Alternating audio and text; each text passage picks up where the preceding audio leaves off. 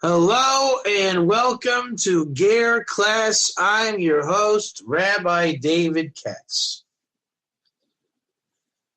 All right, we're going to cover two streams of thought tonight.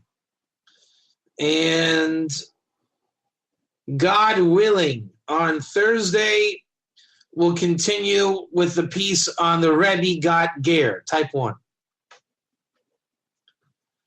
And tonight we're going to pick up two previous streams of thought, both of which may not take that long. I don't know if it needs to be hashed out tonight. As per one of the last classes that we gave about Chad Blumenstiel's take on Noahide, I did find on YouTube the pilot video / class of the Pirkei Shoshanim Noahide project partnered through Noahide Nations. Because they have partnered with Ask Noah, who sponsored the Sheva Mitzvahs Hashem project authored by Rabbi Weiner, to which there is a faction trying to establish the halacha of Noahide a certain way. They're on a side note, they're trying to say Ger doesn't exist. And we showed in that packet, I think that was tonight's class. Was that tonight's class a week ago? I think it was. One or two. I think that was last week. We did it tonight, right? Yeah. All right, so we're on target. And you saw in that packet a lot of interesting ways of learning things. And you know what? We're actually let's make this a bit of a weaving project. Remember the Shava Cohen and the Shituf? Man, that really fits good. Remember that? Type 1. Well, tonight we're going to go into Shituf, so it fits really good. Man, that fits really, really good. 1 or 2. Come on, type 1, because you should know what I'm talking about. So in that video, because it's a bit of a dodgy thing to say that we know what they're doing if we don't know what they're doing. So even though I can learn their material and I can tell you my rabbinic opinion based on what I'm seeing, their classes have an audio and a written component. So if they're saying something different, then you would have to say that the spoken word is the authority. Would you agree with that? Meaning if I wrote on the packet, my name is Bob Johnson, but I said in the class, my name is Rabbi David Katz, would you assume that the packet is wrong and or a typo? We have a little computer message going on here.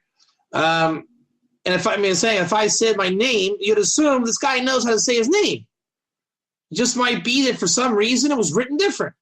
So when you see something written and someone's there giving an audible testimony of something, I think we have to go with the audio. 1 or 2.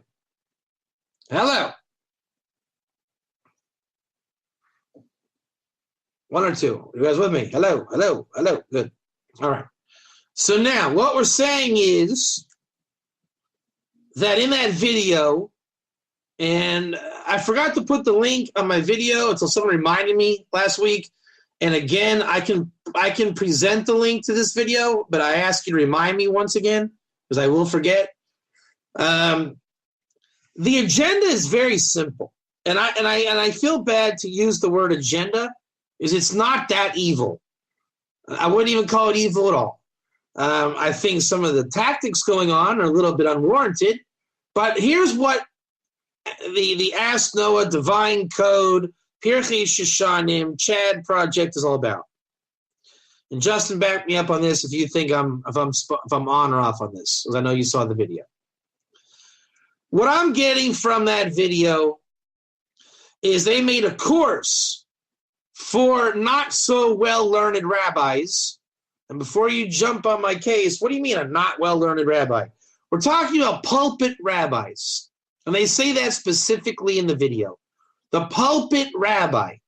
The pulpit rabbi is not meant to be a Talmud Chacham. That's like saying the checkout girl at the grocery store is a math genius because she can give you the appropriate change. Okay? Counting back change does not make you a math wizard. If you are a pulpit rabbi, pretty much by definition, you are not a huge Talmud Chacham, or you wouldn't be a pulpit rabbi. I guess there are always exceptions to the rule, but if you're taking Pirkei Shoshanim online to learn about the Noahide laws, it can be assumed you are not a big Talmud Chacham. To prove my point, Rabbi Kanievsky is not a pulpit rabbi, and he doesn't go to internet courses to learn Torah. The Talmud Chacham is expected to learn it inside, and he knows who to ask and what to ask and how to ask should he find a question. And they are giving those, or were giving those courses alongside B'nai Noach. And the pulpit rabbi, and Jacques, as you and I saw this in Cape Town, the pulpit rabbi's agenda is all these goyim are coming to my office. They want in my synagogue. Do I kick them out as goyim? Do I entertain them as B'nai Noach? Rabbi, what do I do with all these goyim knocking on my door seeking the God of Israel? Type 1 if you know what I'm talking about. Jacques, you for sure should type 1. And the Pirkei Shoshanim said, you know what? Let's educate the mainstream pulpit rabbis, because they are mainstream. They're the shepherds of Jews. And Jacques, you should type 1 because you know that to be true. The shul rabbi in the diaspora is basically more or less, if not entirely, leading the masses. The yeshiva world is a little different because that goes by learning Torah on an academic level. The pulpit rabbi, he is a shepherd, and he's got to keep his congregation Jewish and pure and keeping the law. You know, saying he's got to steer the ship. So when non-Jews are knocking on his door, he's got to know how to answer that. I mean, he can just kick him out if he wants to, but let's assume he doesn't want to be rude. So he goes to the course and he learns about B'nai Noach. And the B'nai Noach are there learning about how to be B'nai Noach in the exiled Jewish world. My name is Rabbi Goldstein, and I'm a pulpit rabbi. And your name is Bob, and you are a goy who lives in Detroit. And you are the goy Bob who knocked on my shul door, and you said, hi, Rabbi, my name's Bob. I'm a goy. Can I do something Jewish? And I say, as Rabbi Goldstein, well, Bob, have you learned the Noahide laws? And Bob says, I've heard about it. A friend of mine was on something or other and recommended I read this book called Path of the Righteous Gentile. And I'm a righteous Gentile, so I read it. But I didn't understand it, Rabbi. And I say, well, we've moved on from chlorophene in Path of the Righteous Gentile. We are now poskening like the Divine Code. Here's your free copy, and you can come and watch us pray Friday night. Be good, Bob, and don't get in too much trouble. But, Bob, you did reject Christianity. Is that correct? And he says, yeah, I'm out of the church, and I'm just looking for some truth. And so that would be a little mushel of the relationship of Rabbi Goldstein and Bob, and those two characters will be seen in the Pirkei Shoshanim program. Type 1 if you can relate to the characters that I'm presenting here. So we're going to go to class, and remember, I'm the mainstream rabbi, pulpit rabbi. This is our friend Bob, and he's a good goy, and he's assertive. He brought his number 2 pencil, and he even asked Rabbi Goldstein if there will be a Scantron test. That's for you, Justin. And what we want to accomplish here in our little construct is Rabbi Goldstein belongs to a construct of rabbis. Jacques would call them the MO crew, right? Largely, it's going to be modern Orthodox. Maybe a Chabad house, maybe a Kiruv center. Let's assume the Reform and conservative guys aren't coming into this discussion. So my name's Bob, and I rejected the church, and I would like to keep the 7 laws, and I found Rabbi Goldstein in Detroit. Chances are Rabbi Goldstein is some kind of modern Orthodox or modern Kiruv congregation. Okay, the Bob the Goy does not know what a kollel is. He's not going to end up in yeshiva, so he's going to find modern Orthodox as largely the Jews. Let's just call it America for sake of discussion. Most of the shuls are going to be modern Orthodox as long as it's not conservative Reform. And if Bob is a little spunky, he'll find a Chabad place. And if he finds Chabad, then it goes without saying that they're going to give him divine code, as Rabbi Weiner is a Lubavitcher, type 1, if you understand where I'm at with the mashal. So with that said, we understand this. The modern Orthodox Rabbi Goldstein, let's just paint his background here. He went to Yeshiva University, which is modern Orthodox. He's a Mora d'Asra. He renders Jewish law for the community. He learns a little bit. He's a sharp guy. He looks good. He's got the Jewish family going. He's an all right guy. He's fundraising for the shul. There's a board, with people on the board and things like that. It's a little operation. So Rabbi Goldstein, he's not going to be a radical. He's not fringe. He's not weird. Okay, he plays by the book. He keeps the Shulchan Aruch. He's frum. You go to his house on Shabbos, you're going to see everything kosher. He's not shaking hands with your wife. His wife's hair is covered. You understand the look? And we're not getting into different denominations. Is he Chabad? Is he Breslov? He just wants to be kosher within the realm of kosher Torah. And he doesn't know what we hold as Jews. He doesn't know. Just like I don't know how cemeteries are run. I don't know. I don't work in that field. I can't even go in a cemetery as a Cohen. So don't ask me about what is kosher for a burial. I don't know. Not my business. But if someone called me and said, Rabbi Katz, you have all these people that need to know this thing, maybe I would take an online course, kosher cemeteries, the beginner's course for pulpit rabbis. Not a pulpit rabbi. I might take that course. I don't have time to schlep out the Shulchan Aruch and the Torah on this. So I would find out what normal Jews do. Right? Normal Jews do this and that. And I'm not looking to rock the boat or break out of gullus and say, wow, the cemeteries are so gullus. I just want a meat, potatoes understanding of normal practice in Jewish law. Type 1. Now, we know that in Judaism, maybe that might not be the best scenario. I don't know. Maybe there's a whole political struggle in cemeteries. I don't know. It could be that in Poland they buried people better. I don't know. But let's assume that there is a better way. I don't know any better, so leave me alone, right? I don't know. And if I found out that there's a whole thing going on that I don't know about, okay, so I'll learn about it, God willing. And the Noahide, well, he's coming to this kosher synagogue, so apparently he wants to know, how do I get along in that synagogue? He doesn't know anything else, or he wouldn't have knocked on the door of a synagogue, type 1. So you got to assume they're on the same page. They're both trying to so-called mainstream. And what Pirkei Shoshanim is doing is they're laying out a mainstream program. And I'm all for that. I'm all for that. So we're going to teach the Jew who has interactions with non-Jews and wants to know a little bit more and the non-Jews who have interactions or desires with Jews wants to know a little bit more.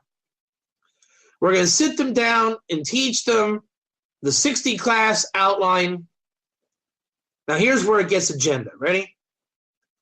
We want to make sure that this Noahide, we're going to call him a Noahide, is uniform, mainstream, and therefore the pulpit rabbi can ask anyone in the world, and everyone will know what he's talking about. And Bob can tell everyone in the world he's a Noahide, look at his t-shirt, and everyone will know what that means. Does anybody disagree with that? Rabbi Goldstein wants to know Noahide law. Bob wants to be a Noahide following Noahide law. We're calling that mainstream. Does anybody have a problem with that?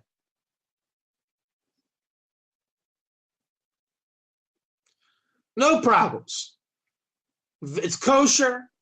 It's legitimate. Entry level. We're all good. But when you try to say that every Jewish instructor is to adhere to Noahide, and that is the only mainstream, and 7 billion non-Jews are potential Noahides, and we just have to get the Pirkei Shoshanim and Divine Code out to the world. And by the way, if you go against us, we're going to come after you. You don't go against the mainstream. You don't have the right to another opinion. All these different things. Now, isn't that where it gets a little funny? That's where it gets a little funny. I understand mainstreaming and making everyone on the same page. But you can't then crusade everybody not like you. Number one, that's not how Jewish law works. Number two, not everybody's a pulpit rabbi. Number three, not everybody's Bob. Now, I understand that there's an entry level. And you know what? I'm not against that either. In fact, I told people that on my trip to South Africa. Even though Noahide might not be the most fulfilling emistic path out there, at least in perception, I do recommend that you shelve your personal ambitions of spirituality and become a Noahide. Because then at least you're in the framework of something kosher, and as you grow, you'll find the fulfillment and God relationship. For me as a Baal Tshuva, it was the same thing. I thought I was spiritual and Mr. Baal Tshuva, and yay me. And I had to shelve all that and become a Baal Tshuva in the system, and I had to have emunah that in that system I would be able to grow and find the fulfilling truth. Best decision I ever made. And it was a no-brainer. Meaning, nobody wants to be low-life, entry-level, Noahide, or Baal Tshuva. But being an enlightened Messianic isn't going to help you either. Type 1. Right? Being some fringe, wild, weirdo Jew, Baal Tshuva, with a near-death experience isn't going to help you either. So now that we have outlined that, that's the agenda of Pirkei Shoshanim, Ask Noah, Moshe Weiner, the whole Noahide world. And it's not a bad agenda. They're trying to mainstream and unify and get everyone on the same page so that the half-ignoramus rabbi can come learn and the half-shagitz Bob can come learn, and they get along, and Bob sees the rabbi's okay, and the rabbi sees Bob's okay, and they have some herring and schmaltz together, make a couple trite jokes, go to a conference or two, write each other a pen pal snail mail letter, and everyone sings Kumbaya, and it's hunky-dory. And I'm not against that. But don't tell me that that's all there is silly T-shirts and little conventions. Don't tell me that. Number one, that's not really mainstream. The pulpit rabbi is not mainstream Judaism. It's a type of mainstream Judaism, but don't tell me that that is the definition of mainstream Judaism, a bunch of yeshiva university guys becoming pulpit rabbis, shepherding the Jews in exile. That's all we know of as Jews and Judaism. It's just simply not true. Now, Chabad is out there also intermingling with the modern Orthodox, and they're going to sell you the divine code too, but for a different reason. For them, it's going to be, well, it's Chabad written, and the Rebbe endorsed it, and the Rebbe said, B'nai Noach, and I'm Lubavitch. Did you ever think about being B'nai Noach since I'm Chabad, and you're not Jewish, and that's what we should do, type 1. And then if you're Breslov, and you're out there doing Kiruv, you'll say, hey, well, I'm Breslov, and I'm not Chabad, but Breslov is kind of like Chabad, at least when both Chuvas are concerned. And the 7 laws are really cool. I come from a bunch of Goyim myself. So therefore, now that I'm Jewish, or at least a practicing Jew, hey, you're not Jewish. Did you ever think about the 7 laws? By the way, did you read the Garden of Emunah? Rabbi Nachman's awesome. And we go from there. Type 1 or 2. And then again, it gets complicated when you go to complicated places, because sometimes you get interesting, unique places. But for the large majority of mainstream, it's going to be either Chabad or modern Orthodox. And they're not even remotely the same, but in terms of Bob the Goy and the Baal Tshuva, they're kind of the same. We find Chabad rabbis now being rabbis in modern Orthodox institutions. And Chabad shuls cater to a modern Orthodox crowd. Maybe it's a strange couple, but yet they are becoming a couple. But there's something else called Yeshivish Judaism. You might find a kollel, advanced yeshiva. And for them, B'nai Noach is not a mainstream category. B'nai Noach is a category of goy struggling to keep the 7 laws and is synonymous with an akum. But Ger Toshav is a legal fiction that we find interesting to discuss if there is one today. And then we'll read Aaron Soloveitchik's discourse about how there is a Ger Toshav today, and it becomes an interesting discussion through the ages. What is the nature of Ger Toshav? Did we ever meet one? If we met one, it's interesting. The bottom line is, Ger Toshav is an option. The reason why it's a theoretical option is most people have never met one. I guarantee you, if you're sitting in Kollel in Borough Park, you never met a Ger Toshav. But if you grow up in Dayton, Ohio, you may have grown up with more than one Ger Toshav. I know that I did. The proof of the pudding is that Ger Toshav friend of mine came to the Vendel Jones Memorial Conference. And he didn't come because of me. He came because he's a self-identified Ger. And that experience that he's drawing on, as far as it's related to me, happened when I was 15 years old, when I didn't know from Borscht, yet he didn't believe in Jesus as a kid, rejected Shituf, and when he found out about Ger, he fit in like a fish in water. There just is the type of non-Jew who rejects Shituf. And he's not the same as Bob the Goy. It's just not the same. Just like the Lubavitcher and the modern Orthodox are not the same. So to put them all on the same page and mainstream that is not the same. You can't do that.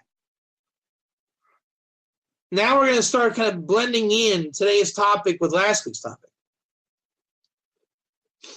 What they want to do is ignore the facts in order to mainstream. It's like making a hybrid. Hey, everybody likes Mountain Dew, but other people like Dr. Pepper. Let's just mix them together and call it Mountain Pepper. Then everyone will like it. It's mainstream. It doesn't taste as tangy as Mountain Dew, but it says, and it's not as peppery as Dr. Pepper. And we'll make it between a brown and green, kind of a snotty, mucusy color, and we'll put a half-naked woman on the sales package to make them buy it, mainstream it out, give it a trite little commercial, and convince everyone that this is what they should be drinking, Mountain Pepper.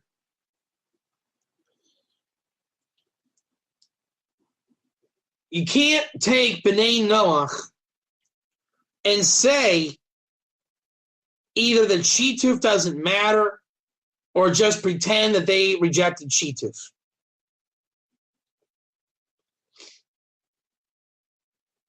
The soul knows the difference and needs the difference.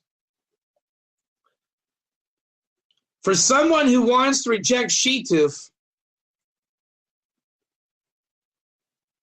you can't just say, well, it's like you rejected Shituf. Don't worry about it. And as the question came up tonight, let's say that's true. Let's say in the Pirchei Shoshanim, Noahide rejected Shituf, right? And it's just assumed.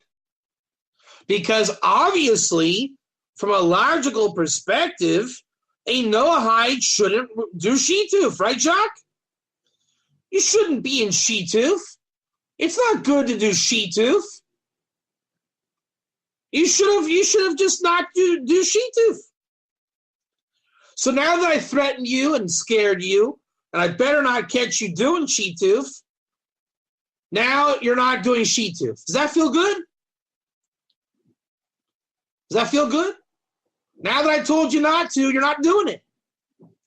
How do y'all feel, my happy Noahide friends? So once we make you into that little box, and you're called, let's just call you Noahide, but let's change it and say the translation of Noahide is Ben Noach. Okay, my Ben Noach friends? Now, don't ask me for a source, because if you ask me for a source, then I'll just do a straw man argument. Well, it's on you to present the source. Oh, well, thanks for the kishuf. But if we were playing with sources, and you're a Ben Noach, can you show me where it says B'nai Noach have to reject Shituf? In fact, I'll show you sources that the halacha is a Ben Noach is not warned against Shituf. And let's pretend that you ignore that Lefib Shuto. And I'm a Ben Noach and I rejected Shituf because you said so. How am I different than the Noahide that didn't reject Shituf? Meaning you're calling me a Ben Noach and my friend who just left the church is a Ben Noach, and you're saying that we're the same Ben Noach.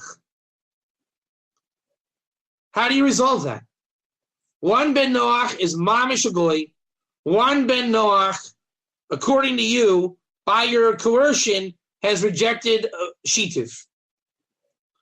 But we're both called Ben Noach. So I, the Ben Noach rejection of Shituf, because you made me, am the same as an Akum, which ironically enough means idol worshiper. Does that make sense to you? So it doesn't make sense. And this is why in the halacha, if you don't want to use the G word, then you could call the Ben Noach rejected Shituf either Ben Noach Gamor or Ben Noach Kosher. It's kind of like saying Ben Noach plus. But the only problem is, for example, Rabbi Schwartz, who makes the B'nai Noach come before a Beit Din, that should be a Beit Din to reject Shituf. And in his writings, he calls them Ben Noach Gamor, but in person, he leaves off the Gamor. So now we're back to B'nai Noach, and again, no distinction of Shituf or non-Shituf. And on a side note, I finally realized the argument of the secular Noahides versus the Ger Toshav people. A Ger or a Ger Toshav is someone who rejects Shituf, and not because I coerced you. Even though the mitzvah is lichuf, I do force you, but my forcing you is to present to you the opportunity, and you take the opportunity to reject Shituf. You're now called Ger Toshav. That Ger Toshav is halachically not a goy or of the nations. Rambam 8, 10, 11, by the way. And what the secular Noahites are complaining about is, I'm a Noahide who became a Ger Toshav. Your complaint with me is I left the group for my own personal salvation. I saw y'all diddle-doddling around, and I said, you know what? I'm going to go and reject Shituf for Beit Din or even by myself. Here I did it. I reject Shituf. I'm now Ger Toshav. What they're saying is you're selfish and you're only doing it for yourself. There are 7 billion people who are Noahides who unfortunately are not observant Noahides. Now, I'm a Noahide, and I rejected Shituf, or at least I was forced to. But I hate my neighbors because they're Christians, which means they're heretical Noahides, and I need to now go and become a Jehovah's Witness knocking on their door saying, did you reject Shituf today? See, we should all be Noahides, and we should all basically beat each other up and crusade on each other to make us not be a Shituf, and then we'll all be B'nai Noach who rejected Shituf because it's a good idea to not do Shituf. Even though we're not commanded to, and I will agree with this, we all know that Shituf is not good. So since it's not good, when you say that we can do Shituf, you're implying it's good to do Shituf, which, by the way, no one says that. When we say that you shouldn't do Shituf, that does not, that is not forbidden to do Shituf, that is not a direct implication, hey, why don't you go ahead and do Shituf? All we're saying is you don't have to reject Shituf. And the inference is, by the way, would you like to reject Shituf? And if you say yes, you would, then you're called Ger Toshav. Or you, again, if you don't like the G word, you can call yourself Ben Noach Kosher or Ben Noach Gomor, which, as Rav Soloveitchik points out, are terms of non-Ger Toshav Gomor. So the argument is, who are you to get out of the communal problem for the sake of rejecting Shituf for yourself? And they're saying it's like communism. We're in this together. We all reject Shituf on our own, and we get everyone to do it. And we're only successful when 7 billion non-Jews have rejected Shituf and realize it's good not to do Shituf, and it's good and obligated to keep the 7 laws. I won't say they're wrong, but the problem I have is them saying that Ger Toshav is wrong. If someone wants to reject it on their own, that's their choice. If someone wants to fight it out amongst the nations, that's their choice. So now that we're talking Ger Toshav and Shituf, Shituf is the Jewish level of Avodah Zorah. A Jew may not engage in Avodah Zorah on the level of even Shituf. The B'nai Noach are not warned against Shituf. Now, I'm looking at a monitor. If I am so wise in Avodah Zorah that I say this monitor is God mamish, chas v'chalila, and I am so into it, their lahavdil is no God, and this monitor is the creator of the world, and I worship the monitor. I kill people as sacrifice to my computer monitor, and I know how to do that. That is Avodah Zorah, and that is a serious crime. If I am a lunatic and I try to sell people on Facebook my religion of monitor worship, but I have not successfully replaced the theology of God, I'm called a crazy man. Maybe the Torah would say kill a crazy on that level. I don't know. But it's not avodah zarah. I'll never forget the mashal when I was a kid in summer camp. I forget what caused the mashal, but the guy's answer was, it's about as successful as putting a peanut butter and jelly sandwich into a disk drive. Guess what happens when you put a peanut butter and jelly sandwich into a disk drive? The answer, absolutely nothing. It's called you're a moron. So when you do Shituf, the world believes in God today, but people believe in Shituf today. So yes, there's a creator, but we'll say we can't reach him. He's too high. It's too complicated. Jesus, blah, blah, blah. Krishna, blah, blah, blah. That's called Shituf. That's not avodah zarah. Now, the Noahide world would say, so are you saying it's good to be a Hare Krishna? Is it good to be a Christian? I did not say that. I said they are not warned against Shituf. What the inference is it is good to reject Shituf because of that and to become Ger Toshev. The danger of Shituf is when you then turn your Shituf into avodah zarah. As we saw with the generation of Enosh, that's how avodah zarah started. So if you want to do avodah zarah and get the wisdom to do it, get a good Shituf and just keep moving towards worshiping Shituf. If for several generations we can resurrect the religion to worship my computer monitor, we will be successful in replacing God with monitorism. And then we would all be chayiv misa. Literally. But until you do that, you are not committing avodah zarah, you are committing Shituf. But again, why is Shituf so bad that we say you really shouldn't do it even though you can? Because if, God forbid, you do come to worship, not pray to, you can pray to anything. That's called Shituf. But if you worship, this is the creator of the world, then your Shituf became avodah zarah.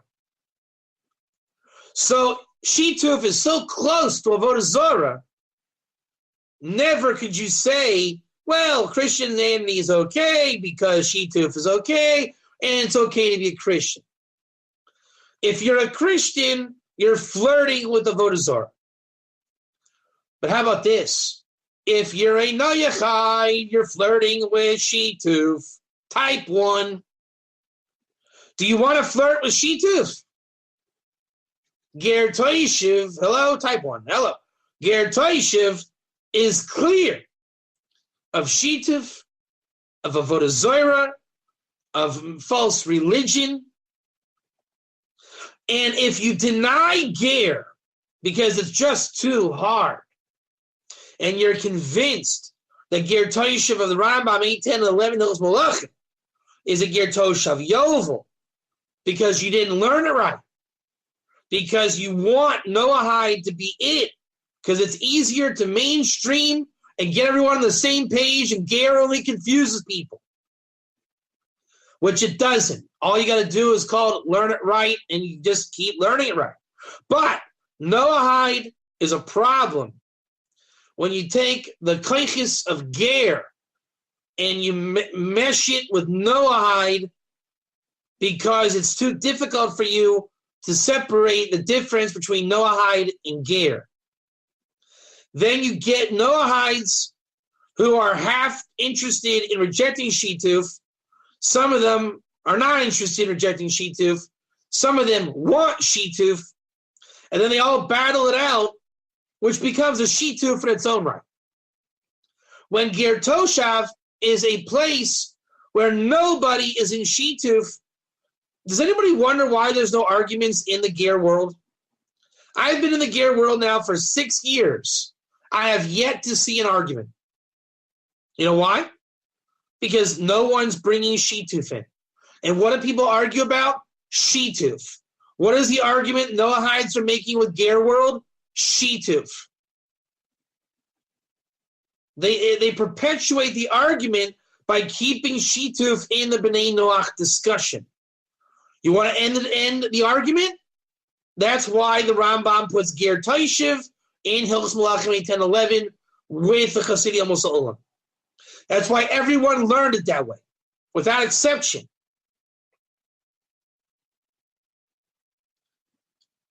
Any questions, Adkan? I think we covered everything.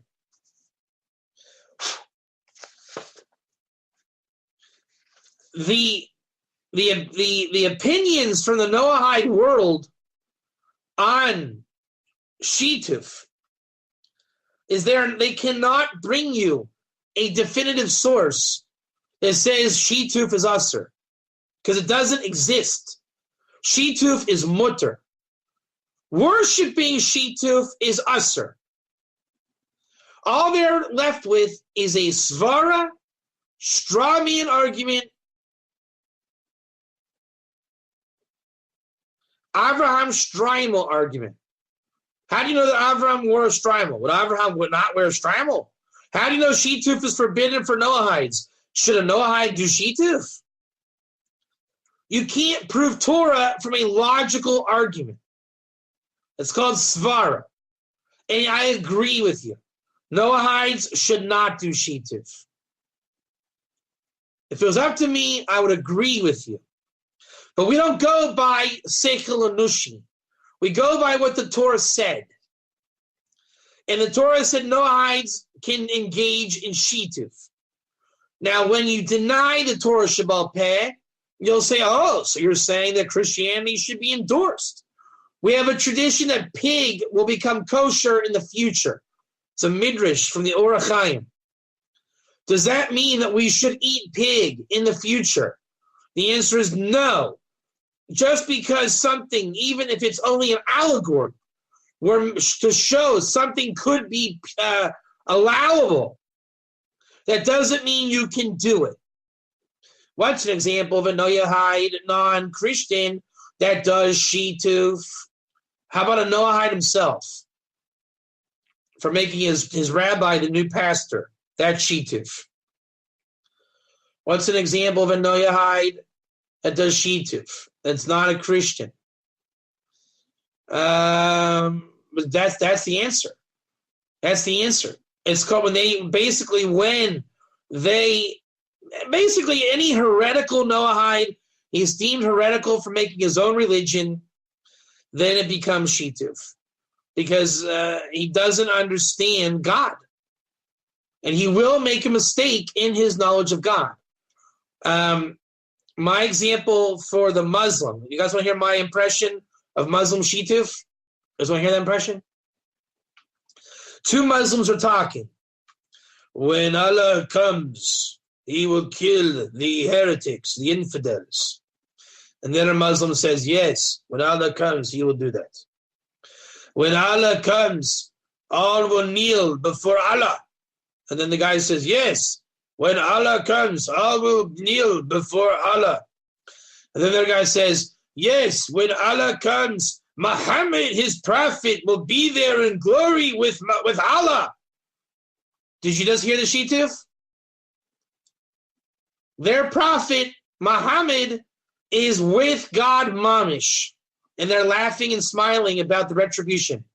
That is a Shituf thought. There is a man who is mamish with God. So do you see how non-kosher Torah will lead you to a Shituf thought of God?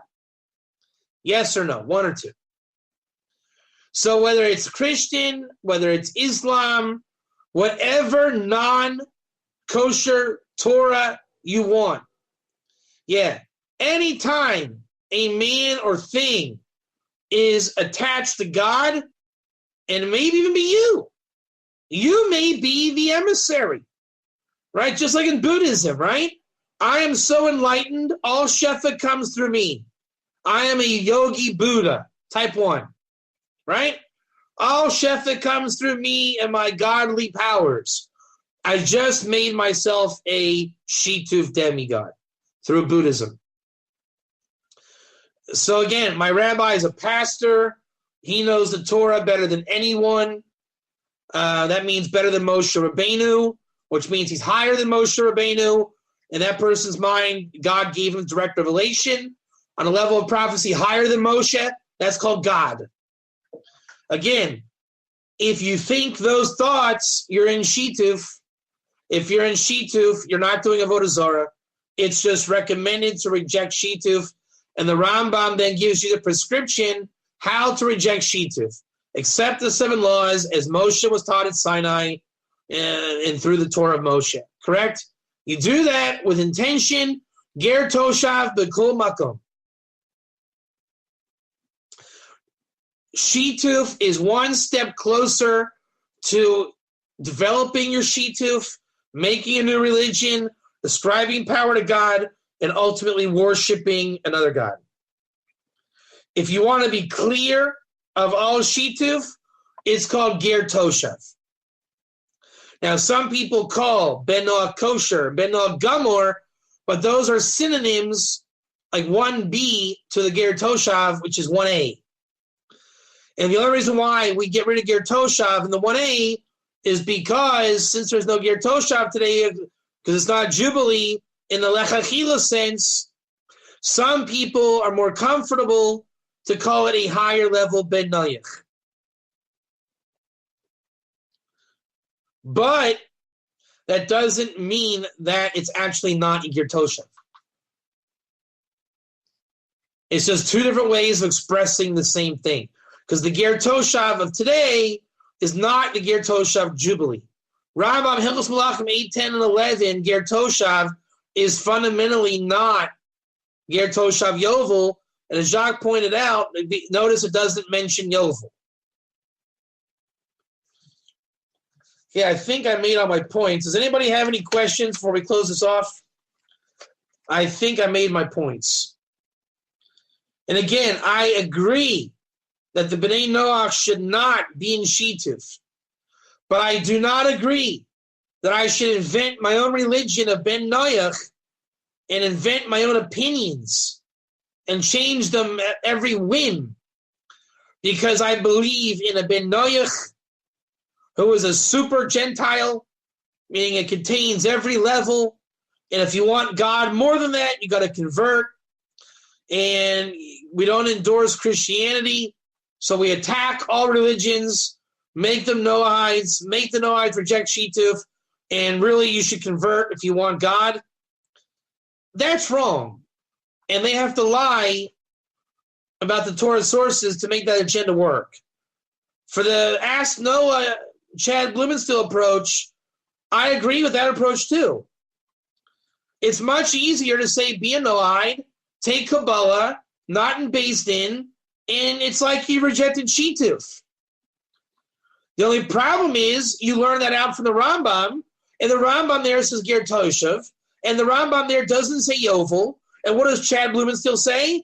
The Rambam there is speaking about a Yovel, which we'll cover that next time. Justin, your job is to remind me next week to continue with Chad's shir, and we're going to cover the Rambam, Hilchos Malachim 8, 10, 11. Can I get a 1, Justin, on that? Please remind me for next week's Tuesday class to do Chad on the Rambam. Since we covered Shavakoyan in the Shituf discussion. So again, I agree that Noahides should reject Shituf. But the problem is you have to lie and use svara and make it up for that to work. That's why there's Ger Toshav. The rabbi's system is Ger Toshav. You don't have to convert because of Ger Toshav. Ger Toshav is a reality. There's no need to make stuff up. And when you know about Ger Toshav, you can leave the Bnei Noach alone, let them figure it out, and that's how the halacha works of making Gerim, that the Noahide that realizes to reject Shituf, lichofoto, make Gerim, he'll reject Shituf, he doesn't have to convert, and he's on safe ground, and he has a relationship with the Kadosh Baruch Hu.